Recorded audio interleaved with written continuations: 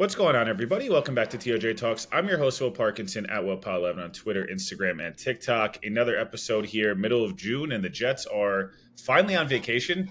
OTAs are over, minicamp's over. Aaron Rodgers is in a place we know, but we can't, I guess, say at this point, which is extremely weird, but whatever. Jeane Coakley joining me, I think, third time on the show. Jeane, how are we doing today? I'm doing great. Look, I'm already in my vacation, outfit. The hair's curly. I'm on vacation now. Yeah, you're ready to go. You saw hit Thursday at 3 p.m. And you're like, I'm out of here. I'm doing one last hit and I'm good. Obviously, again, this is a time of year where there's a lot of excitement. There's a lot of making a big deal out of nothing, and there's not really much else to really talk about. And football dominates the media, obviously, even though it's the NBA Finals, NHL, etc. We know it does the most amount of headlines. I guess generally speaking, we'll get more specific, but what are your takeaways coming out of minicamp, OTAs? You guys got to see a bunch of practices, obviously. It's a much improved roster. It's a team that's got a lot of optimism. What were your takeaways, I guess, seeing it in person? Listen, I love this group of guys, and I love the rookies they added. I just think that they had the big hype last year, and they understood that. Now it's pump the brakes. Now it's like, let's just focus. Let's just work. Let's get the job done. I love seeing, the Garrett Wilson in his third year. I love seeing the Sauce Gardners in his third, because they're quote-unquote veterans. Isn't that crazy, Will? What? I love the fact. No, it's literally insane. Garrett's like, this is my third year. I'm a veteran now. I was like, no, you're just a little baby still. I'm like, no, you're actually you're a third year guy. Just seeing the growth of those guys, and they're just good guys. Brees and this is such a good group of guys, and they were one quarterback short last year, of doing what they needed to do, and now they got their quarterback. Granted, he's 40 years old, coming off an Achilles, blah, blah, blah, blah, blah. But they also got the backup. They got Tyrod. And it's just, I like the optimism of this team. I like the focus of this team. I like this young core of guys. They got a great foundation. And I think they understood the pressure they had last year and all the hype around them. Now it's like, all right, we're just going to focus on us. We get what we have, a target on our back, but that's fine because we've done it last year and we'll be okay. Yeah, I think we talked a lot about this, in person in Indy, a little bit of, I felt like going into the offseason, they were very boom or bust. I was kind of worried of this team is either going to be really good or really, really bad. They could fall apart quickly, and it still could happen. But I do think the moves they've made all offseason. Great. It's all about optimism. Yeah, exactly. But I do think a lot of the moves they've made this offseason have actually been more of the logical, raise the floor.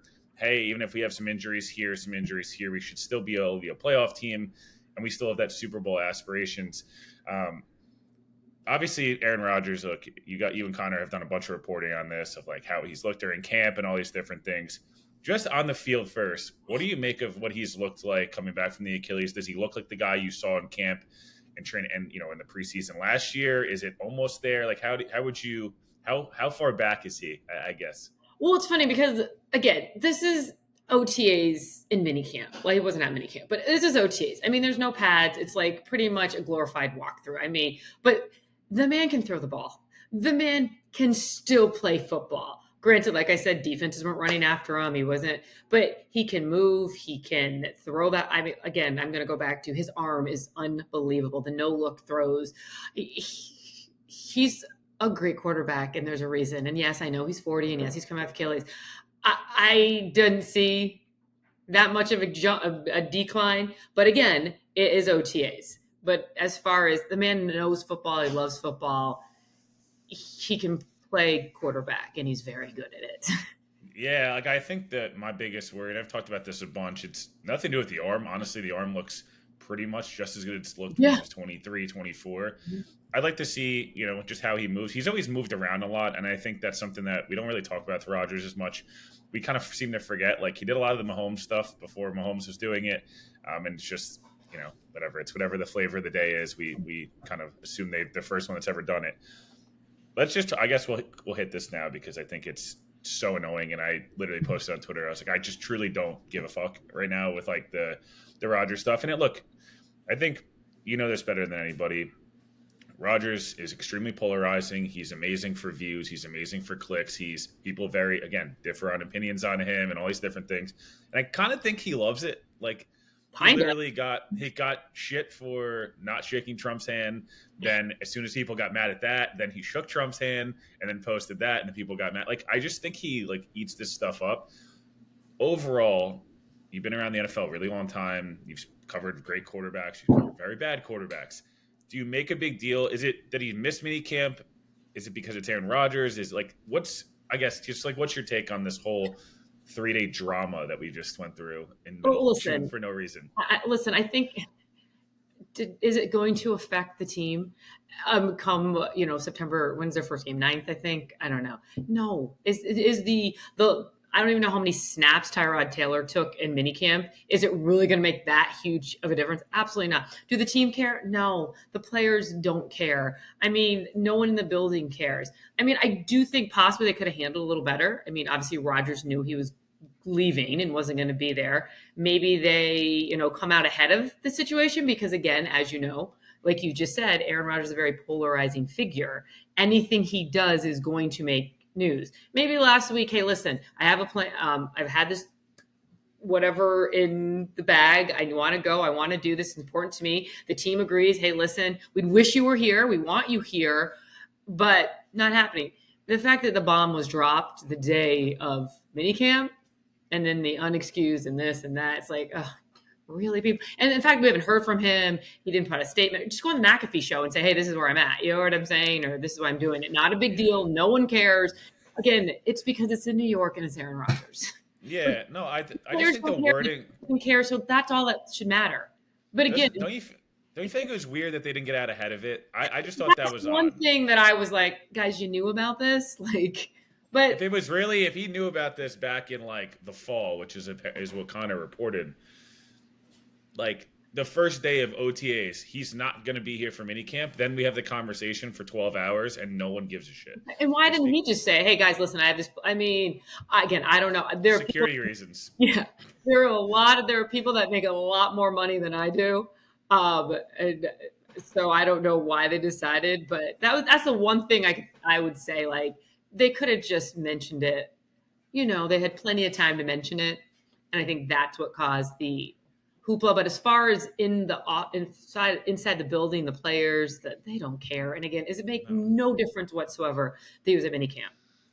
Yeah, no. Look, James Jones talked a lot about it on TV, and obviously he knows Aaron Rodgers really well. And he was like, "Listen, like minicamp."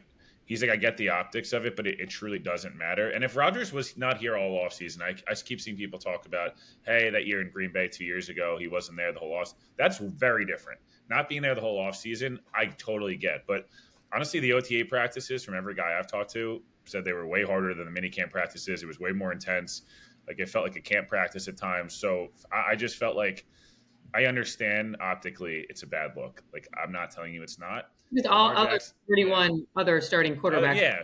But then like Lamar Jackson wasn't at OTAs and like nobody seemed to care and they choked in the playoffs 4 months ago. You know what I mean? Like it doesn't matter.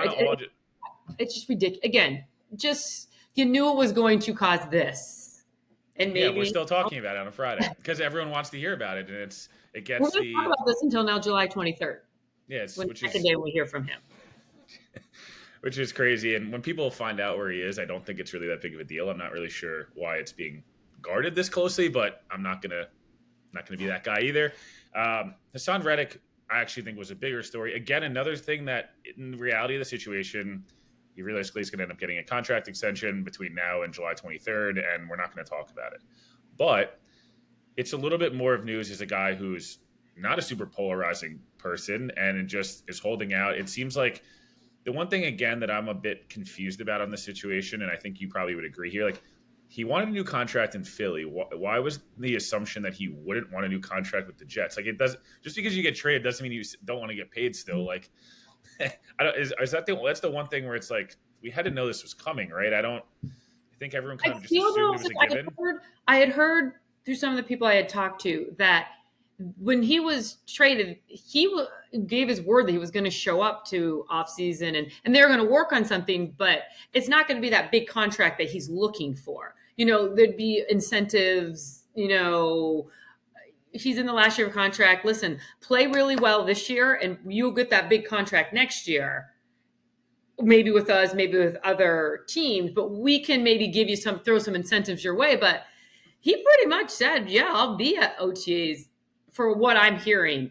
But then, like, again, JFM kind of was traded away. He kind of now holds the cards a little bit more. And any player who has the cards is going to try to play them. But again, I think this is going to be resolved by the time we get into training camp. I don't think it's going to be. Again, you heard Coach Sala talk about it. I'm not concerned at all. He's going to be there at camp. They'll get it situated. Do I think he's going to get that big contract he wants? Absolutely not. Yeah, look, I think I've always just kind of been under this assumption that it'll end up being a similar deal that Danielle Hunter got, which was same age. It's like basically this contract, but one more year. So it's basically just that window of when we have Rodgers and all these other guys that are on younger deals. Well, you got Garrett's contract coming up, Brees's contract coming up, which is going to be a monster contract. So, I mean, you can only pay so many people. His contract. I mean, I don't see how they can pay him. Yeah, you can only pay so many people, and at some point you kind of have to start making somewhat business decisions. I just think it's just, again, more of the Jets are very conscious of everything that's said. And I just felt like both of these times, Coach Sala I just felt like some of the wording was always going to get spun a certain way and saying things like we haven't talked to Hassan yet, which maybe is true, but I also feel like you maybe handle it by like just saying he's working hard. We know what he's up to. We understand the situation, whatever. You just you spin it a little bit because that's what happens. Because the second that the fan base hears, oh my God, we haven't talked to our new guy and our new star edge rusher, like this is a huge problem. And then it turns into the media circus, which, you know what I mean? I just get ahead of it. Yeah. Get ahead of it. In terms of anybody that you're really excited, I mean, I know we mentioned obviously the young core and things like that. Is there anybody you're super excited about kind of going to camp? Hey, how's this guy going to look in camp? And, or is it this guy was amazing this offseason, like a new acquisition? Is it Tyron Smith? Who's the guy or maybe guys that you're most looking forward to? So can I do one? I'm going to do it first because you can do as many people as you want. Okay. Because I'm like, who do I want? I was fascinated with Braylon Allen. Like, especially how much he caught the ball. Like, that kid is a bruiser and it can has hands, and he didn't catch the ball that much in college. I think he's going to be like the perfect backup for Brees. Like, I was really, really impressed with Allen. I just thought he did a really great job in OTAs and minicamp. Really excited to see what Brownlee does. I know he was kind of came out, in training camp last year, but he's got another year under his belt. He's got Aaron Rodgers. I love that wide receiver room. I'll be honest with you. I'm real excited because you have Garrett Wilson, Mike Williams, who's still not healthy, but then you have Xavier Gipson, Brownlee. Like, you got a lot of guys in that room that I think is the most exciting and most fun room. Let's see. Jeremy Rutger. I've said this a couple times, in the last couple of years. He looked good in training camp. I think he could. I mean, the tight end room doesn't necessarily boom, but I think they're going to be a room that really helps out. I mean, you got Tyler Conklin. He's just your, good old. This is a huge Tyler Conklin podcast. So. I agree. Yeah, I'm a huge Tyler Conklin fan. By the way, speaking of trips, he went on unbelievable. Oh, the one in Africa, that was insane. Africa and on the Seychelles. I was like, dude, that's just the coolest thing ever. If you damn, I should have done that. That trip. Yeah, it was awesome. I was like, oh my gosh, it was awesome. So, and a guy who I shouldn't be surprised by this because he's been in the league for so many years, Tyron Smith. He is a technician, and just watching how he's on the field and the way he performs, I'm excited to see, not necessarily see him play, but to see his leadership and what he can do for this young offensive line, like Olu, to be able to grow from Tyron. Yeah. I'm fully on the same page. In terms of something that actually just came out 5 minutes ago or so, not anything crazy, but basically the Rams said, I guess, there's no actual news. It was just that the Rams, I guess, had offered the Jets 19 and 52 to come up to 10 during the draft. I just wanted to hit on this quickly, and I don't know if you have any thoughts on this, but I understand the concept of, hey, we would have gotten the extra second-round pick, and the Jets had wanted that second-round pick. It feels like they were going to take Malachi Corley regardless in the second round based on everything we've heard. Aaron Rodgers guy. Yeah. And, kind of just would rather have Olu and Corley. As much as it's enticing to have that extra pick, Mm-hmm. I just feel like they got the two guys they wanted, and I don't know that you wouldn't have gotten Olu at 19. And I We just need Olu. again, Look what happened last year with the O line. yeah. So And that's why I came out and I was like, I don't know that I would have done that. no, I think. Listen, they could have taken Bowers. The tight end, that Bowers at 10, Yeah. and then that flashy guy. But they did. I mean, The listen. most unjets thing I can remember, and actually took I a am. smart Yeah, guy. I don't get paid enough money. I don't know enough about that. I like the flashy player. I would have done that. But Olu, he reminds me of DeBurkershaw Ferguson. I'll be honest. Not Yeah. necessarily he plays, but the person he is, like a solid human being and has a lot of potential and can be very good. But again, sitting under Tyron Smith, this man is a master technician. You should just watch him practice. It's footwork. It's It's mesmerized me. Is that the right word? yeah, mesmerized. Yeah, I think so. I don't know. Whatever. I get paid to be a prompter for a living. Yeah. So it's just like I said. It's just going back to what you first asked me. I love this foundation of this team. I love the Yeah. guys, and we didn't even haven't talked about the defense. Quinnen, CJ, Sauce. I mean, it's gonna be a fun team. Yeah. No, Let's just not, because we know how that is. Yeah, it's going to end up being less, and like they're going to have to win games, and we all know that. And I think that's where some of the confusion I think Jets fans are frustration get with more of the national media side of things. It's like Jets fans just want to see wins too. Like they kind of have to hype up the guys during the offseason stuff because there hasn't been a lot on the field, and this is one of the first years where I can remember where the actual roster. I actually think because of what happened last year, we're not as excited as probably people were last year, but the team's better this year on paper. Like I don't think there's a question about that. And you're Tyrod Taylor games. Yeah. If Tyrod Taylor's the Jets quarterback last year, they're a playoff team. Like I don't think that's like a hot take by any means. And again, the roster's better this year. They're still in the playoff run in December with Zach Wilson as their quarterback. Yeah, and we know obviously what occurred with Zach. Couple of quick things here, non-Jets related. Yes. The NBA Finals has been pretty awful, but not awful. I shouldn't say that. It's likely going to end up in a sweep or a gentleman's sweep at best. I want to ask you about the Luka discourse and Jason Tatum just on both sides. Jason Tatum and the Celtics are obviously going to win this series. I think it's 99%. Obviously they're going to be winning this. And Jason Tatum, I think, has genuinely been pretty awful in the series. Luka, who's extremely hurt and on a much worse roster, he doesn't have the right mentality to win. He's not good. It's the whole. But 3 days ago, he was the best player in the world and like going to be able to rival LeBron for every record. Do you get frustrated by that discourse, or is it just like you're kind of just used to it at this point? Because I understand Luka was really bad in Game 3 in terms of defense. I didn't like his attitude. His attitude was horrible. It's the whining, but I think it's like he's always been like that. It's just the finals, so we react, right? Yeah. But like, what have you made of this series? Are you like? Well, how it's played out? Wait, I'm gonna hang on a second. Can I bring a special guest? Yeah, of course. We'll get a special guest in here. Come here. We don't really watch it. We've been watching actually NHL, the Stanley Cup Finals, to be honest with you. Which have been really good. Did you see the girl last night that she took a picture with Raheem Mostert? She went up and it was her and her sister. She walked up and she's like, hey, they took a picture with Raheem Mostert, and the other girl was like, by the way, I'm a Jets fan. And I was like, let's go. This is Will. He wants to talk the NBA Finals. We're talking to the NBA Finals. A little Luka. He covers the. He want to know about Luka. My husband was just. I'm curious on like. Not live. Are we recording this? Yeah, we're recording. So just we're recording. We're just. I did the discourse around like Tatum and Luka and how Tatum hasn't even played well, and it's like no one's really giving a hard time because they're winning, and then Luka's getting cooked, and like he has bad mentality now. He doesn't have the DNA to win. Like the discourse around that and how like it's just changed so fast. Yeah. I said Luka's like a whiner though. But he is whining a lot. He is a whiner, but the spotlight's all on him now. He's on the biggest stage of his life right now. NBA Finals.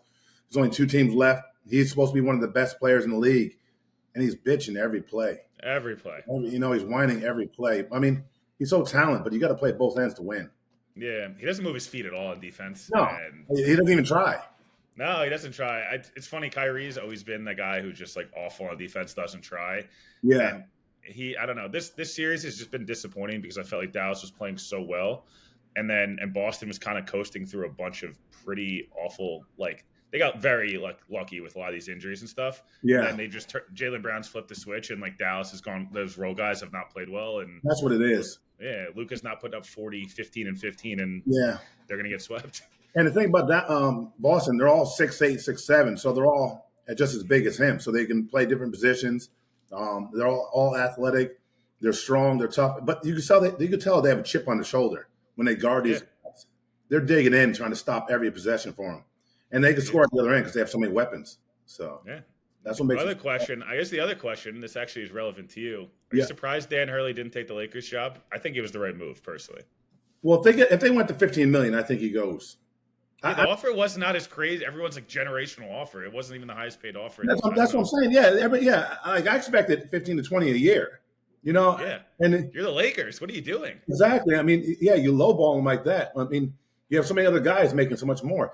And I think Dan's a great coach. I think Dan would have been great for the Lakers. And I think if he went up to 15 million a year, he would have went.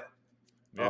I think he wants the Knicks job. That's my gut feeling. Yeah, I think Is he a New York guy? throw it. I think he wants 3 at UConn.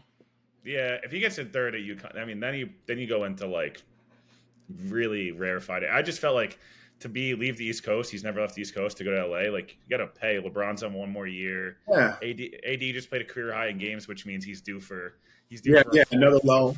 Yeah. 40 games. But Yeah. No, I was curious because that was a big talking point. It was like, can't believe the Lakers got like shown up and whatever. And it's like, I don't know. The offer wasn't anything. Like if you're him, why? You're kind of so comfortable and you're winning every year to go risk it. Because what if it goes bad with the Lakers? Now you're just like, oh, you couldn't cut it, and then which is isn't necessarily true. Like if it's 15 million a year, if he doesn't make it after 3 years, I mean, he's number one. He can go to TV. He can go back to coaching anywhere in college. You could just not work again. Exactly. But like they would have paid him only 2 or 3 more than what he's making. He's going to end up making. It wasn't worth it. And the cost of in I was LA. gonna say. Yeah. Plus, I think it is. I don't know. I was reading his wife's from the Northeast. I just, to me, like you have to make those decisions too, and like the money has to be so great that you can deal with the quality of life. To me, it's like the Knicks for some reason don't. They get eliminated in round 1 or round 2 this year. Yeah, but the Knicks don't have the talent that the Lakers have. I mean, they play hard and they're gritty, but that's because that's their coach. I think Thibodeau is a gritty, hard-nosed coach, and I think they build off. That's the character of the team. I just don't know how good they're going to be in a couple of years. I mean, they're going to wear down. They still need a superstar. I mean, Jalen is runs is awesome, but they need some more stars around them. And I don't know how many guys want to go to New York because I mean everybody plays now, and people don't want to go the traffic, the hustle and bustle. I mean, half the guys only live in the city, and now you got to get to the city for games. There's so many things that come along playing with the Knicks. Yeah, no, and it'll be interesting to see like also that just like that his offense is awesome and all these different things, but a lot of the sets in the NBA are very different than in college, obviously. They run sets in the NBA? Yeah, you run high pick and roll with you run a 2-man game and 3 guys just spread out and you just do the same thing over and over again. Yeah. Is UConn the best basketball team? Yeah. I mean, they're best. They're definitely the best college. But I ask people this question for you. We saw a national championship game with 2 of the best teams all year, right? 1 and 2 all year, UConn and Purdue. Who on that team is going to be a superstar in the NBA? You have me beat. I don't know. This was the worst. This is supposed to be the worst draft class in years. So is college basketball really that good? Yeah, exactly. The problem is we're getting like there's just people are seeing these like guys overseas that are playing professional since they're 15, 16 years old. Like Luka's playing in front of 25,000 people throwing flares at him when he's 15, and it's like he comes to the NBA and everyone's like, oh, like. You went to Chicago or Miami on a Tuesday night, like crowd is crazy. He's like, dude, like, what do you mean the crowd's crazy? He's like, I'm good, buddy. I was playing against grown men. College sports in a weird spot, and it's like the D1 level of basketball and football wise. Well, the NIL is ruining it. Well, now they're going to salary cap. There's like that football might be like a salary cap, like you can pay a quarterback up to a certain amount of money, and then it's just like you're doing I don't know. It's a good discussion, but it's disappointing. It kind of ruins some of the like you recruit guys, and then it's like the next year they could just leave with a bag of money and get another bag of money somewhere else. Yeah, look, Caleb Williams came on the scene, was awesome at Oklahoma, and Yeah. got paid $8 million a year to go to USC. It's like, Yeah. good for you. I was happy. I'm a USC guy, but listen, Yeah. it was kind of insane if you really think about it. But not. I appreciate it. This is pretty cool. A nice little special guest here. Nice little special guest on the pod. That's why I got to bring him in. Yeah, well, you guys could both answer this. This was the last two questions here. Favorite Northeast pizza spot and favorite date night spot. We're doing this tradition. Devin McCourty went bacon, egg, and cheese is his just go-to Northeast meal, and then he went some random place in the city I've never heard of. So do you have what's your go-to date night spot, and then go-to like pizza or bagel place in the Northeast? So, well, he's a New Haven guy. Well, yeah, New Haven pizza. New Haven, Hamden, Connecticut guy. Yeah. So it's funny you say that because we went into Pepe's. They opened up Pepe's in Stanford yesterday. Ooh, interesting. And we went in okay. there. You like the clam pizza, or are you more of like a plain? That's until Monday. The clams don't come until Monday, though. In Stanford. Yeah. Okay, I was gonna say, I was like, yeah, the clam pizza, some plain. Yeah. Now I'm getting hungry. I know, but I like the sausage and mozzarella pizza. I like clams and bacon. I like pizza. I love pizza. That's my go-to. Does Connecticut have the best? Connecticut has the best pizza. New Haven has the best pizza. No, I think New Haven has the best centralized, like, best pizza. New York, you can't get a bad slice. Yeah. But New Haven's got New Haven's ceiling it's up there. Westchester's good, but it's not Connecticut. Unfortunately, as much as I hate to admit that. Why am I sweating on this camera? Hold on, I'll be right back. We're leaving. Right. Yeah, no, we'll wrap here, but no, I appreciate obviously. By the way, Abbott's what is it? Crab, lobster rolls. Oh, Abbott's lobster. Abbott's lobster roll. All right, see, No, now we're gonna start a running list here. Anyone that comes on, we'll start a running list. Lobster. Obviously appreciate. I mean, we live in Connecticut, so obviously. Yeah, no, but I appreciate you obviously hopping on. Appreciate Scott hopping on. It's very cool. I'm excited to get this out. Make sure you guys are tuned in to. Well, Janae's gonna take some much needed vacation, but once camp comes back around, we plugged in everything she's doing, and appreciate you always making some time for the podcast.